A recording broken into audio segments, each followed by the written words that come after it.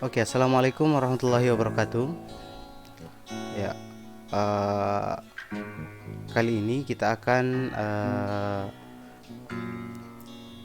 sama-sama belajar tentang SIBRAS, Sistem Informasi BUMDes dan Manajemen Kelurahan Desa. Nah, kali ini kita akan mencoba simulasikan satu web, mulai dari membuat penduduk dan lain-lain. Oke, langsung saja. Yang pertama yang harus kita buka adalah link sibras.umsrapang.ac.id. Ini ya, sibras.umsrapang.ac.id. Kemudian pilih desa tempat Anda mengisi sebentar. Misalnya saya pilih di sini Lalabata. Klik saja ya. Oke. Nah, akan muncul form seperti ini. Jadi nanti akan dibagikan username dan passwordnya. Sekarang saya masuk dulu sebagai admin. Enter.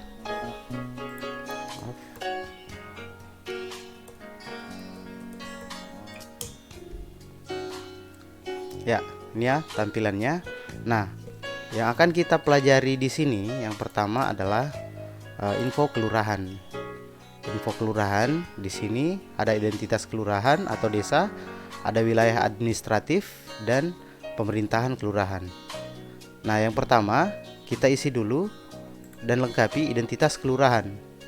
Nah, misalnya nama kelurahannya Lalabata dan kepala kelurahannya namanya siapa, NIP-nya kalau ada.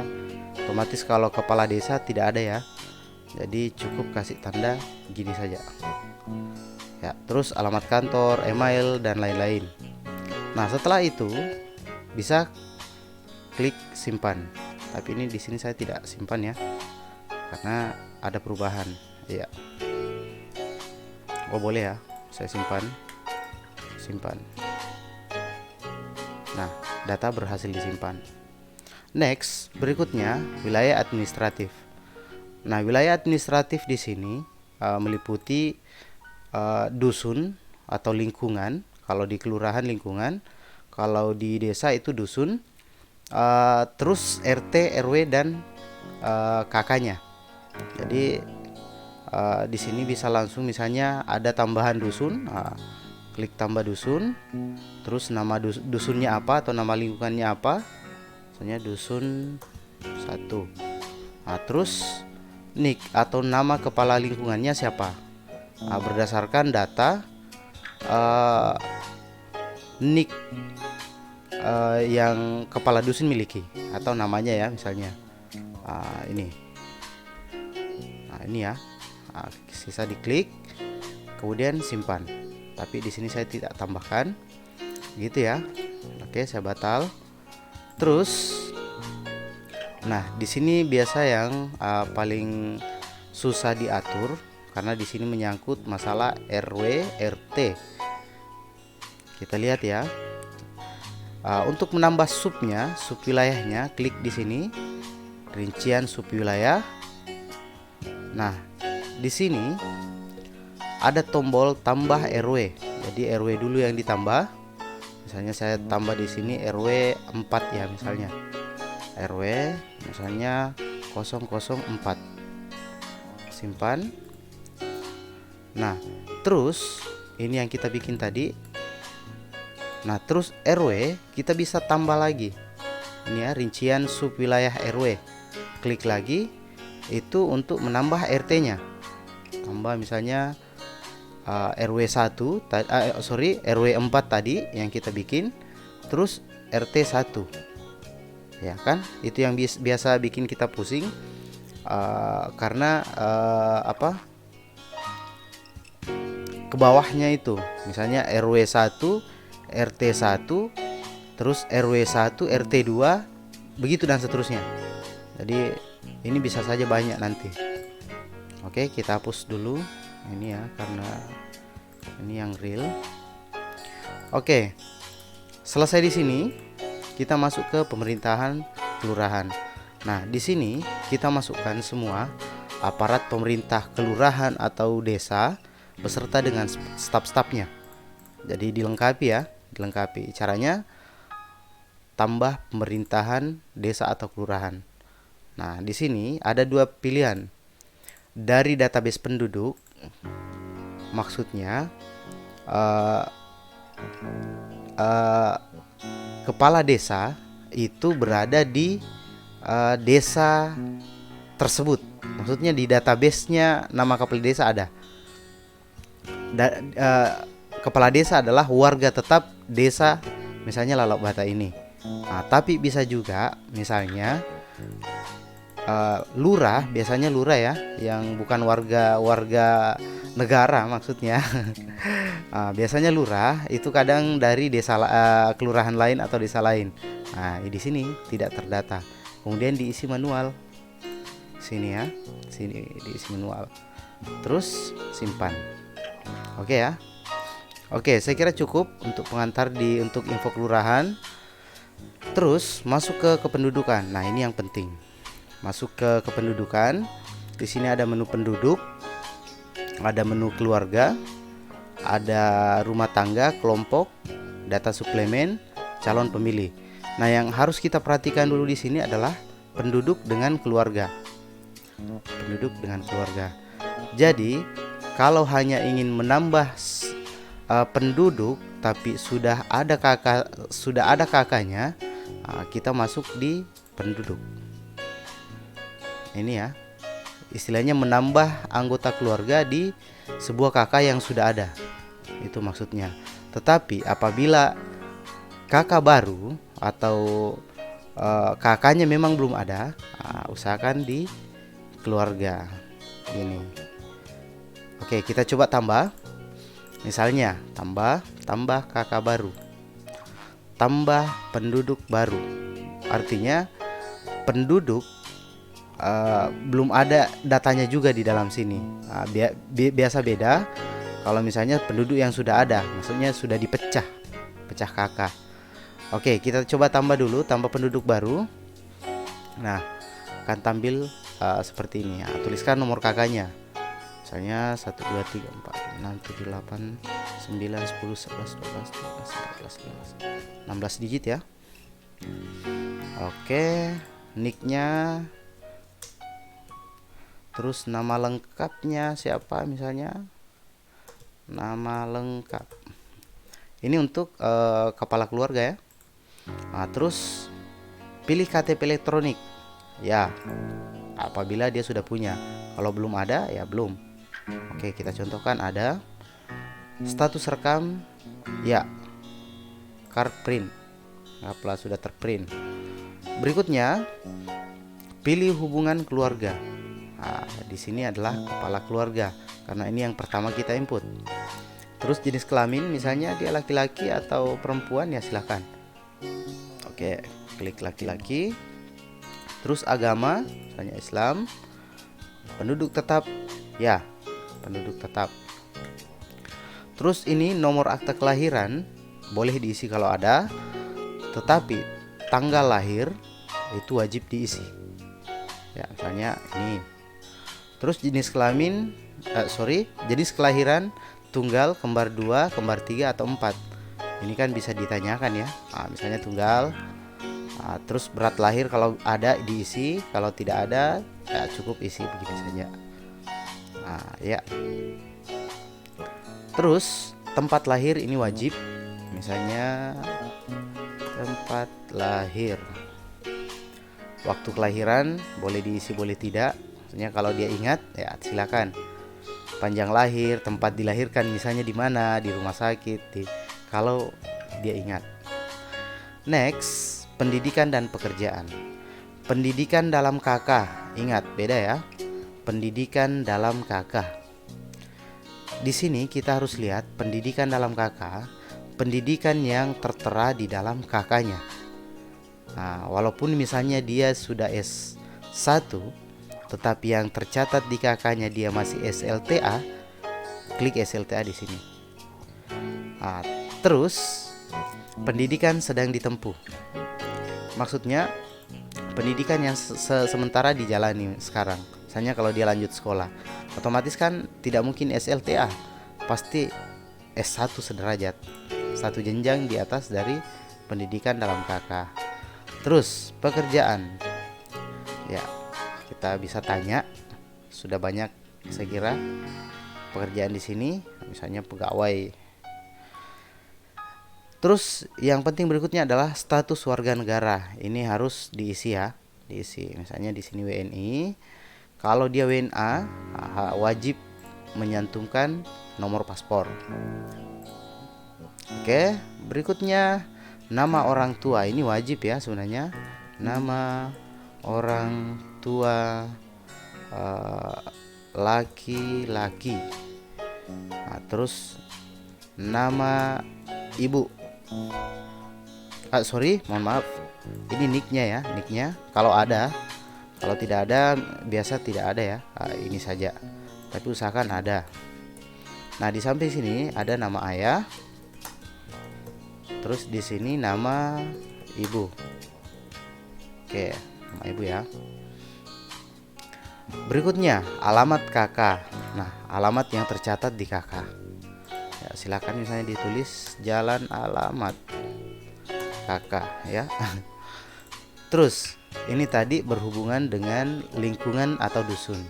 Jadi ketika Anda belum mengisi di info kelurahan tadi, otomatis tidak ada pilihan di sini. Tapi kalau sudah mengisi ya otomatis ada. Misalnya Kampung Pisang, RW-nya berapa? RW 1. RT-nya berapa? RT 2 misalnya. Terus nomor telepon, nomor HP kalau ada, misalnya ya 085 sekian. Berikutnya alamat sebelumnya apabila dia pindah. Kalau tidak, kasih tanda sekarang. Ini. Terus alamat sekarang. Nah, ini yang harus jelas alamat tempat tinggal dia sekarang. Kan biasanya beda. Ada yang beda alamat KK yang tertera di KK dengan alamat yang dia tinggali sekarang ya. Jadi kalau sama ya tulis sama alamat sekarang. Berikutnya status perkawinan, ini wajib belum kawin atau sudah kawin. Misalnya kawin. Oke, sudah. Kalau ada nomor akte nikah boleh dicantumkan, kalau tidak ada ya cukup isi saja. Tanggal perkawinan wajib diisi apabila status kawin. Oke, berikutnya data kesehatan. Data kesehatan di sini meliputi golongan darah. Ini sebenarnya wajib, ini penting. Tapi kalau misalnya kan banyak juga yang tidak tahu ya. Kalau tidak tahu ya klik tidak tahu. Kalau tahu misalnya pilih A. Terus cacat, ini juga wajib. Kalau misalnya ada cacatnya ya silahkan dipilih. Tapi kalau tidak ada, usahakan pilih tidak cacat ya. Terus sakit menahun sama. Kalau ada penyakitnya, kalau tidak ada, tidak ada atau tidak sakit. Terus akseptor KB, ini yang biasa mengulik ya. Sebenarnya ini penting juga, tapi kan ya tergantung cara pendekatannya. Kalau bisa tanya ya bolehlah. Tapi kalau tidak, pilih saja lainnya. Oke, lainnya. Oke. Setelah itu, setelah selesai semua, kita coba simpan. Dan apabila ada kesalahan, tidak akan berhasil. Maksudnya muncul tanda merah bahwa harus ada yang diperbaiki. Kita coba simpan. Nah, ini data gagal disimpan, NIP kepanjangan. Ya, ini ya kesalahan ini. Dan memang saya sengaja karena saya tidak mau simpan ini. Oke. Sampai di sini selesai untuk pembuatan KK baru. Anggaplah tadi KK-nya ini ya. Kita sudah bisa buka, misalnya klik nomor KK-nya. Ini semua anggotanya. Ya. Oke, berikutnya. Tadi kan kita bikin KK, tambah KK baru. Belum bertambah anggota KK-nya, anggota keluarganya. Nah, kalau mau gampang, sebenarnya cukup tambah anggota saja di sini. Tambah anggota. Kemudian isi sama seperti yang tadi. Nicknya berapa, nama lengkapnya apa, sampai selesai. Ya, yang membedakan ini nomor kakak tidak bisa lagi ditambah atau diedit, dan kepala keluarganya sama, sudah tidak bisa diedit beserta dengan alamat. Oke, sama ya sebenarnya. Oke, untuk keluarga, untuk kakak kita back dulu. Nah, berikutnya untuk cetak kakak, salinan kakak bisa langsung cetak begini, cetak. Nah, ini ya, ini sebagai arsip arsip desa, istilahnya arsip desa dan kelurahan. Nah, tadi sebagai catatan, jadi apa yang kita tulis tadi di situ, apa yang kita isi tadi di situ, yang penting adalah semua ini terisi. Ini ya. Nah, misalnya tadi kenapa nama ayah itu penting? Nah, akan terisi di sini. Terus nama ibu itu penting karena akan terisi di sini. Oke. Saya kira cukup untuk penduduk dengan keluarga. Nanti secara detail ininya silakan kita diskusikan di tempat. Berikutnya, kegunaan dari aplikasi ini juga ada statistik. Jadi ada statistik kependudukan. Kita klik statistik kependudukan. Nah, di sini kita bisa menggolongkan pendidikan, statistik penduduknya. Misalnya berdasarkan umur. Nah, kita klik berdasarkan umur. Nah, di sini kelihatan ada pilihan, ada dalam bentuk grafik data, dan ada pi data. Jadi kita coba lihat satu-satu. Kita coba lihat grafik data. Klik. Nah, ini ya. Ini berdasarkan umur. Kalau misalnya kita berdasarkan fill, lingkaran, ya, modelnya akan begini. Oke, ini berdasarkan umur. Misalnya kita coba berdasarkan agama, misalnya agama ya. Terus pi data. Nah, kita lihat 100%, kalau tidak salah ini 100% agama Islam ya. Iya, 100% agama Islam. Nah, laki-laki Islam sekian. Oh, ada ya, Kristen 6, laki-laki, perempuan 3, jumlah 9. Ya, ada yang lain. Nah, ini ya. Ya, Kristen 9. Oke, berikutnya berdasarkan misalnya apa ya? Status perkawinan. Ya, di sini.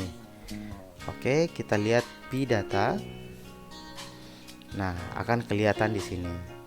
Penduduk misalnya di desa ini 1623 orang sudah kawin, dan yang belum kawin masih banyak. Misalnya 2000 sekian-sekian. Itu ya. Jadi kita bisa membaca data dari sini apabila datanya sudah akurat nantinya. Oke, itu statistik ya, dan masih banyak sebenarnya. Nanti dibuka satu-satu. Berikutnya yang paling penting adalah layanan surat. Layanan surat. Di sini ada cetak surat. Ini ya, cetak surat. Nah, semua daftar surat nanti akan kita custom sama-sama, dan kita simpan di sini agar supaya untuk membuat surat kelurahan dan desa itu bisa lebih cepat aksesnya. Oke, kita contohkan buat surat. Misalnya saya buat surat. Nah, nomor orang yang bikin surat ini, nomor KTP-nya, misalnya, atau nama, misalnya, nah, ada ya. Ini, oke. Klik. Nah, terus muncul semua datanya. Berikutnya adalah nomor suratnya berapa, yang terakhir. Terus nama surat keterangan. Misalnya nama surat keterangannya surat keterangan misalnya usaha. Nah, terus keterangan oknum tersebut di atas benar adalah warga kelurahan Lalak Bata, dan ya, sisa dilanjutkan dari sini. Jadi tidak usah kita tulis lagi oknum tersebut. Jadi kita bacanya begini. oknum tersebut di atas benar adalah warga Kelurahan Lalap Bata dan memiliki usaha jual baju misalnya dengan nama usaha misalnya baju tak dan bertempat tinggal di jalan bla bla bla bla dan seterusnya. Nah, setelah selesai kita pilih siapa yang akan bertanda tangan, misalnya staf pemerintahan yang ada ya, misalnya di sini kepala kelurahan misalnya ini ya, klik. Setelah itu selesai, sisa dicetak. Kita coba cetak, cek. Nah, jadilah surat keterangan yang sudah kita buat ini ya. Jadi sisa dicetak, formatnya sudah lengkap. Oke, sama dengan surat-surat yang lain sebenarnya akan seperti itu. Oke, saya hapus dulu tadi arsip surat, nanti mengganggu. Oke, terus kita lanjut ke sekretariat. Nah, di sekretariat ini yang kita fokuskan adalah surat masuk. Jadi surat masuk. Jadi nanti setelah kita masuk di sana, surat-surat terbaru yang masuk kita arsipkan di sini. Caranya adalah misalnya tambah surat masuk, terus nomor urut ini biarkan dia terkanter, maksudnya akan otomatis. Terus tanggal penerimaan, tanggal berapa diterima, misalnya hari ini. Terus berkas scan surat masuk. Nah, ini kan di scan dulu, baru kita upload masuk, gitu ya.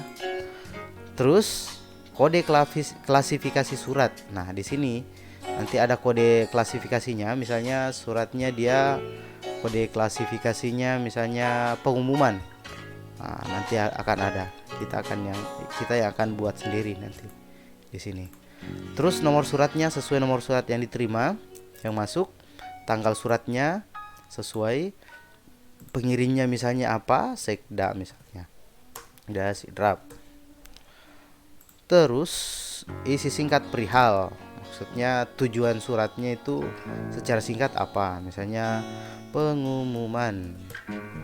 Nah, terus didisposisikan kepada siapa, misalnya tugasnya untuk siapa, misalnya untuk sekretaris kelurahan. Nah, isi disposisinya apa? Silahkan diumumkan di setiap misalnya masjid pada hari Jumat. Begitu ya, titik. Nah, setelah itu selesai, kita klik simpan. Cuma saya tidak simpan karena belum lengkap juga. Ini otomatis tidak tersimpan karena ini. Oke. Terus kembali tadi ini ya, klasifikasi surat yang jadi kendala tadi. Jadi ini dulu diisi, tambah klasifikasi baru. Nah, terus kodenya misalnya pengumuman. Nah, namanya misalnya pengumuman. Terus keterangannya semua klasifikasi surat pengumuman misalnya ya, ini hanya contoh. Kan kadang juga ada itu kode misalnya undangan UDG ya, bisa saja pengumuman misalnya PGMM misalnya ya, tergantung dari pemerintah desa kelurahannya. Oke, saya kira cukup untuk pelajaran ini, untuk tutorial ini. Saya yakin sebenarnya banyak sekali yang perlu dipelajari yang lain, tapi silakan nanti setelah mendapat password silakan pelajari masing-masing ya. Oke, saya kira cukup. Terima kasih banyak. uh, jangan lupa ya subscribe channelnya, supaya dapat pemberitahuan apabila ada video-video atau tutorial terbaru. Terima kasih banyak. Wassalamualaikum warahmatullahi wabarakatuh.